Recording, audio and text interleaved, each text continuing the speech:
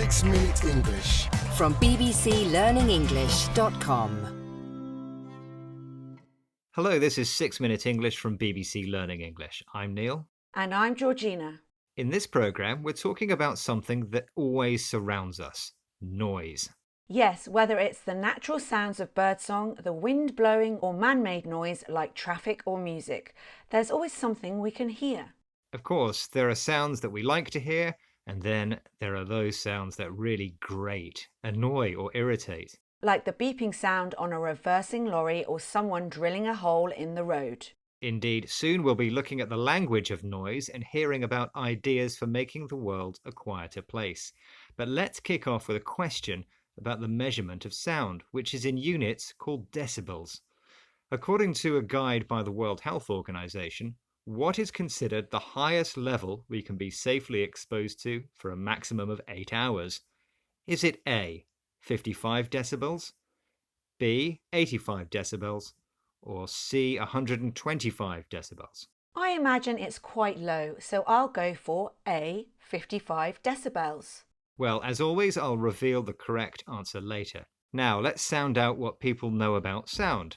Starting with Julian Treasure, the founder of the Sound Agency. He spoke to the BBC World Service programme People Fixing the World. He discussed why noise is a form of pollution and it's bad for our health, but we don't always realise.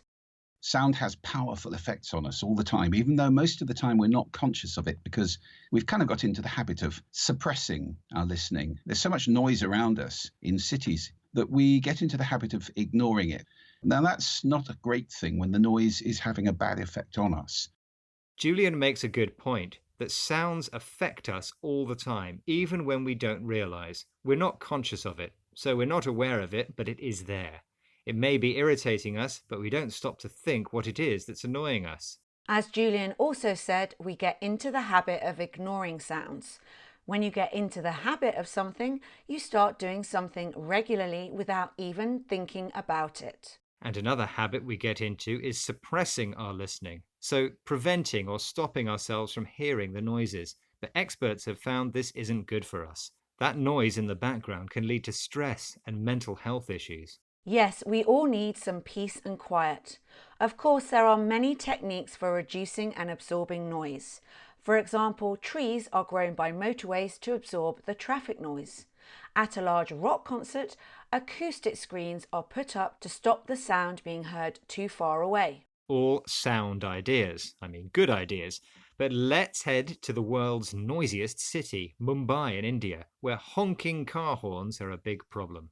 I love the sound of that word honk, a short, loud sound, but I don't like the actual noise.